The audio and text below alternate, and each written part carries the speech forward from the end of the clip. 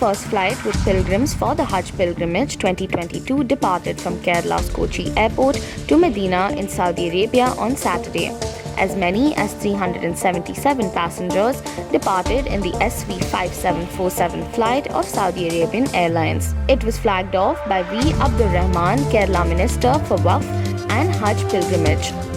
Kerala Minister for Ports, Museum, Archaeology and Archives Ahmad Devar Kovil, Central Hajj Committee Chairman AP Abdul Kuti and State Hajj Committee Chairman C. Muhammad Faizi were also present. Meanwhile, Kerala Minister for Waqf and Hajj Pilgrimage V. Abdul Rahman said that all the arrangements had been completed for the pilgrimage and there were no issues.